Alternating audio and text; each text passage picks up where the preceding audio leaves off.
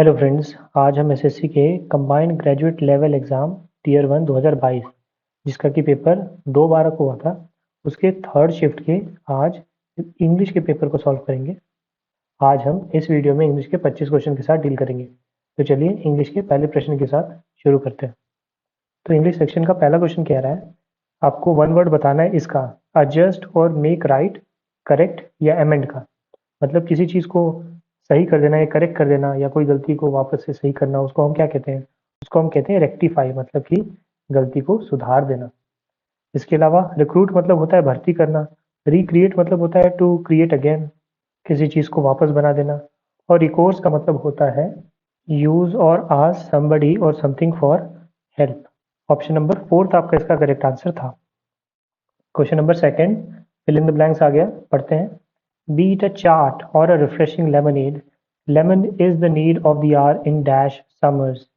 तो देखिए, चाहे चाट हो या चाहे वो नींबू पानी हो, लेमन की हमेशा ज़रूरत होती है। कब ज़रूरत होती है? समर्स में। समर किस तरह का होता है? बहुत ज़्यादा गर्म, स्क्रोचिंग हीट, मतलब कि झुलसा देने वाली गर्मी। बैंगिंग का मतलब होता है दरवाज़ा पीटना। फ्रीजिंग का मतलब होता है बहुत ज़्यादा ठंडा जब कुछ होता है तो उसे फ्रीजिंग कहते हैं। और अलिविएटिंग का मतलब होता है टू रिड्यूस। जनरली ये पेन के फॉर्म में हो सकता है, to decrease the intensity. Option number third आपका करेक्ट आंसर था, स्क्रोचिंग हीट या scorching summer. Question number third, spot the error आ गया, पढ़ते हैं। They will go to bed early since they have to get up at 5 on the morning. On नहीं, in the morning होगा। हम हमेशा इन द मॉर्निंग कहते हैं, तो ऑप्शन नंबर सेकंड आपका गलत था। Question number fourth, correct preposition के बारे में कह रहा है। It has been raining till morning. देखिए, टिल मॉर्निंग तो गलत लग रहा है। It has been raining from morning. देखिए, किसी जब आप पॉइंट ऑफ टाइम के साथ अगर रेफरेंस देते हैं तो हमेशा सिंस का इस्तेमाल होता है। जैसे कि it has been raining since morning या सिंस 1945, आपने कई सारे ब्रांड के नीचे लिखा हुआ देखा होगा। और हम लिखते हैं पीरियड ऑफ टाइम के लिए, जैसे for 2 years, 3 years, 5 years, a century. तो ऑप्शन नंबर फोर्थ आपका करेक्ट है। क्वेश्चन नंबर 5, सब्स्टिट्यूशन कह रहा है अंडरलाइन सेंटेंस के लिए। और office is in the second floor of the skyscraper. Is in नहीं, ऑन, क्योंकि ये जो फ्लोर्स होते हैं वो एक दूसरे के ऊपर होते हैं, इसीलिए ऑन शब्द का प्रयोग यहाँ पे करेंगे। ऑप्शन नंबर सेकंड आपका करेक्ट आंसर होगा। Question number 6, one word substitution आ गया। Having or showing an excessively high opinion of one's appearance, abilities or worth.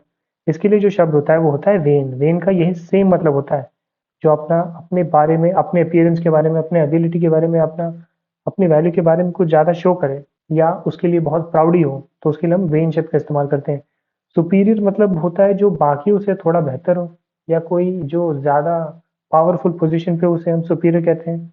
ओटियस का मतलब होता है इंडोलेंट या आइडल, मतलब नॉट मूविंग, जो डॉर्मेंट, डॉर्मेंट जो शब्द है उससे रिलेटेड है।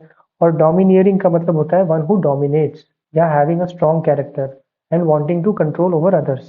ये डोमिनेटिंग शब्द से काफ़ी काफ़ी मिलता जुलता है, तो इस वजह से आप गेस भी कर सकते थे इसका आंसर। वैसे आपको लगेगा एग्जाम में सुपीरियर है, लेकिन यहाँ पे वेन शब्द ज़्यादा अप्रोप्रिएट है जब आप एबिलिटीज, अपीयरेंसेस और वर्थ के बारे में बात करें। Option number second. Question 7, fill in the blanks आ गया।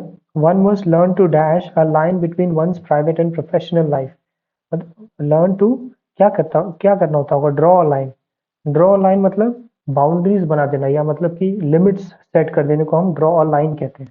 ऑप्शन नंबर सेकंड, मतलब आपको अपनी प्रोफेशनल और अपनी पर्सनल लाइफ के बीच में एक लाइन बना के रखना चाहिए। दोनों को अगर मिक्स करेंगे तो दोनों ही में समस्याएं आती हैं, इसीलिए ऑप्शन नंबर फर्स्ट हमारा करेक्ट आंसर है। Question number 8, one word substitution आ गया। The date when both day and night are of approximately equal length. जब दिन और रात एक बराबर होते हैं तो वो कौन सा सब, उसे क्या कहते हैं? उसे हम इक्विनॉक्स कहते हैं। एक होता है 21 मार्च को, और एक मेरे ख्याल में 22 सितंबर को दूसरा होता है, जब दिन और रात एक बराबर होते हैं।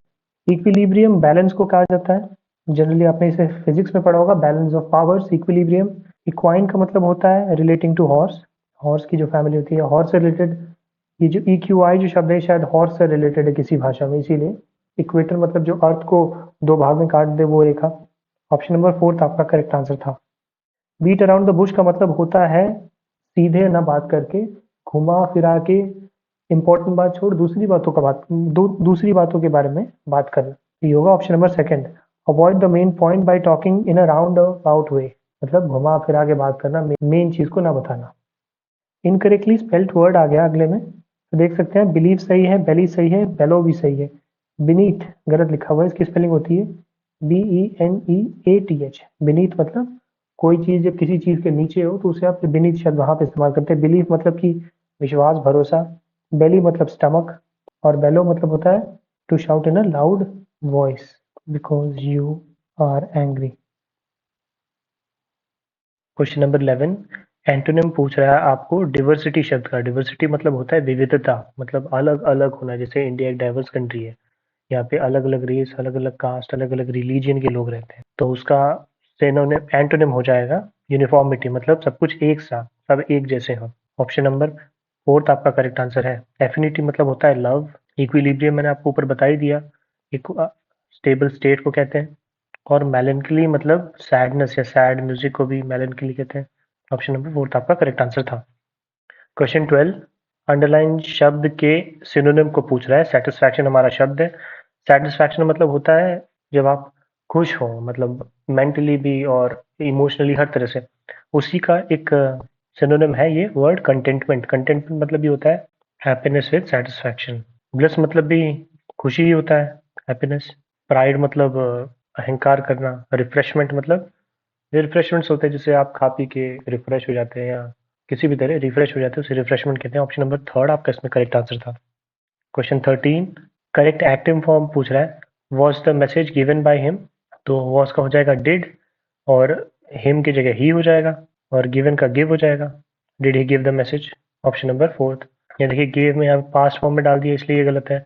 यहाँ डज आ गया, यहाँ वॉज आ गया, इसलिए डिड के साथ शुरू होगा। Was the message given by him, did he give the message, option number fourth. Question number 14, deliberate शब्द का सिनोनिम पूछ रहा है। डेलिबरेट मतलब होता है जानबूझकर, प्लानिंग कर कर। ऑप्शन नंबर थर्ड आपका करेक्ट आंसर है, प्लानिंग। कैजुअल मतलब जो बहुत ही नॉर्मल सा हो। हेस्टी मतलब जल्दबाजी में। और रश्ड मतलब भी जल्दबाजी ही होता है। तो ऑप्शन नंबर थर्ड आपका करेक्ट आंसर है।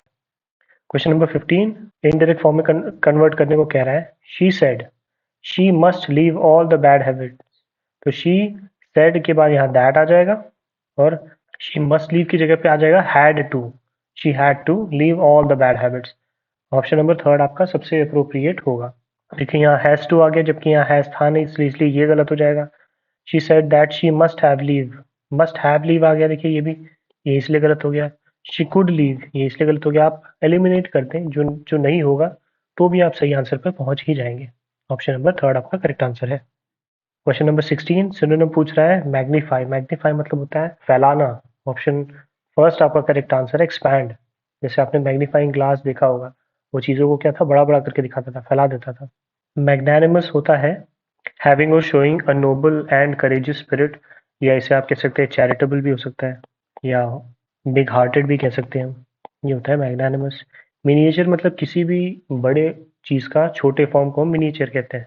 मिनिएचर पेंटिंग, छोटी छोटी पेंटिंग्स बनती है। अंडर एम्फेसाइज मतलब कि जिस पे कम जोर दिया गया हो, उसे अंडर एम्फेसाइज कहते हैं। ऑप्शन नंबर फर्स्ट आपका करेक्ट आंसर था, expand. Question 17, incorrectly spelled word पूछ रहा है। तो देख सकते हैं आप ये वर्ड एवरेशियस मतलब ग्रीडी फॉर मनी, ये गलत लिखा हुआ है। AVARICIOUS होता है, यहाँ पे देखिए OUO कर दिया है, वो गलती है। बाकी क्लेमेंसी मतलब होता है मर्सी। हेजीमनी मतलब होता है control of one over another. ये कई बार कंट्रीज के लिए होता है, एक कंट्री का दूसरे कंट्री पे कंट्रोल हो। और नॉस्टैल्जिया मतलब आप जो पुराने अच्छे दिनों को जब याद करते हैं, तो उसी को नॉस्टैल्जिया कहते हैं। जैसे कि स्कूल के भी क्या दिन थे, बस पढ़ना होता था और कुछ करना नहीं होता था। आज जॉब की टेंशन है, करियर की टेंशन है, घर बनाने की टेंशन है, आगे बढ़ने की टेंशन है। ऑप्शन नंबर सेकंड आपका करेक्ट आंसर है। क्वेश्चन 18, पैसिव वॉइस में कन्वर्ट करने को कह रहा है। All his friends laughed at him, तो इसका हो जाएगा he was laughed eight by all of his friends. Him है तो ही आ जाएगा, और देखिए लाफ्ड के साथ हमेशा ये एट फॉलो करेगा। देख सकते हैं आप, लाफ्ड एट यहाँ भी है, यहाँ पे लाफेबल है, कट गया। लाफ्ड एट यहाँ भी है, लाफिंग आ गया, यहाँ भी कट गया। हिज फ्रेंड्स वर बीइंग, देखिए बीइंग तब आता है जब आईएनजी होना चाहिए, हमारे सेंटेंस में नहीं है, इसलिए ये भी कट गया। तो इसीलिए बचा आपके पास ऑप्शन नंबर सेकंड। एलिमिनेट करके आप जब भी एक्टिव पैसिव या डायरेक्ट इंडायरेक्ट करेंगे तो ज़्यादा चांस है कि आप सही ही सेलेक्ट करेंगे। Option number second correct answer है। क्वेश्चन 19, वन वर्ड सब्स्टिट्यूशन आ गया। One who have the ability to do many different things, मतलब पुरुष एक इंसान जिसके पास कई सारे काम करने की क्षमता हो, उसे हम वर्सेटाइल कहते हैं। वर्सेटाइल वो होता है जो कई सारे काम सही से कर पाता है। एडेप्टेबल मतलब सिचुएशन के हिसाब से ढल जाना। एक्सपर्ट मतलब कोई किसी चीज़ में एक्सपर्ट हो, स्पेशलिस्ट हो। उन्हें ये दोनों सिनोनिम्स ही हैं। तो वर्सेटाइल शब्द हमारे लिए इसका करेक्ट आंसर है। क्वेश्चन नंबर 20, सेंटेंस अरेंजमेंट आ गया। तो देयर आर के बाद आप क्या कर सकते हैं, देयर आर के बाद रिपोर्ट्स लिख सकते हैं। जी हाँ, देयर आर के बाद टू नहीं आता तो ये नहीं हो, there are non food retailers are struggling, देखिए ये भी अधूरा लग रहा है। There are get enough stock into their warehouse, तो देयर आर रिपोर्ट सबसे बेहतरीन लग रहा है, तो इसीलिए पी से हमारा आंसर शुरू होगा। और देख सकते हैं आप इसमें पी से आंसर एक ही शुरू हो, तो ये करेक्ट आंसर डायरेक्टली हो गया। इस तरह वाले में ईजी होता है, पहला ही पकड़ते ही आंसर आ जाता है। तो there are reports that the toy shops and other non-food retailers are struggling to get enough stock into their warehouses to prepare for the Christmas rush। मतलब कि ऐसी रिपोर्ट्स आई हैं कि जो टॉय शॉप्स और दूसरे नॉन फूड रिटेलर्स हैं वो स्ट्रगल कर रहे हैं किस चीज़ के लिए, अपने वेयर हाउस में इनफ स्टॉक रख पाने के लिए जो फोर्थ कमिंग क्रिसमस का जो ईव है उसमें। तो ऑप्शन नंबर सेकंड आपका करेक्ट आंसर है। अब चलिए हम पैसेज में चलते हैं। तो देखिए ये आ गया क्लोज टेस्ट, तो पढ़ लेते हैं। Memory loss with ageing is dash a natural and normal dash. तो मतलब उम्र के साथ मेमोरी लॉस हो जाना, मतलब याद ना रहना, ये क्या है, ये माना जाता है कंसिडर्ड अ नेचुरल फिनोमिनॉन या नेचुरल प्रोसेस। अगले में देखते हैं क्या होगा। तो ऑप्शन नंबर फोर्थ इसका करेक्ट आंसर है। देख सकते हैं आप, memory loss with ageing is considered a natural and normal process. ये एक नॉर्मल प्रोसेस है जिसमें आदमी उम्र के साथ चीज़ों को भूलने लगता है। तो natural and normal process, option number fourth correct है। इसके बाद the symptoms range from forgetting simple daily life activities and dash familiar task such as driving और बेकिंग। तो ये क्या है, simple life activities and prospering नहीं होगा, एक्नॉलेजिंग नहीं होगा, रेक्टिफाइंग नहीं होगा, परफॉर्मिंग हो सकता है। तो परफॉर्मिंग हो जाएगा आपका आंसर। परफॉर्मिंग फेमिलियर टास्क मतलब वो का टास्क करना जिससे आप पहले रूबरू थे। ऑप्शन नंबर फोर्थ करेक्ट है। Question number 24. However, there can be several other factors dash for it and these vary from person to person। मतलब कि इसके अलावा और भी बहुत सारे सिम्टम्स हो सकते हैं या दूसरे फैक्टर्स हो सकते हैं। क्या हो सकते हैं, रिस्पॉन्सिबल हो सकते हैं। ऑप्शन नंबर सेकंड आपका करेक्ट आंसर है। और आज की वीडियो का लास्ट प्रश्न है, memory loss can be dash और total depending upon the condition. Memory loss कैसी हो सकती है, टोटल। देखिए यहाँ टोटल है तो इसका मतलब यहाँ पे पार्शियल होगा। मेमोरी लॉस आधी भी हो सकती है और पूरी भी हो सकती है, कंडीशन पे डिपेंड करता है। ऑप्शन नंबर फर्स्ट आपका करेक्ट आंसर है। उम्मीद करता हूँ ये वीडियो हेल्पफुल रहा होगा। इसके अलावा आप डिस्क्रिप्शन बॉक्स में चेक करेंगे तो आपको बाकी शिफ्ट के भी इंग्लिश और रीजनिंग के वीडियोस मिल जाएंगे। और वीडियो अगर आपको पसंद आया तो आप इसे लाइक कर सकते हैं। आपके किसी फ्रेंड जिसका किसी सीजीएल का पेपर निकल गया है और सीएचएसएल देने वाला है उनके साथ शेयर कर सकते हैं। और इस तरह के कंटेंट के साथ बने रहने के लिए हमारे चैनल को सब्सक्राइब कर सकते हैं। वीडियो के साथ अंत तक बने रहने के लिए बहुत बहुत धन्यवाद।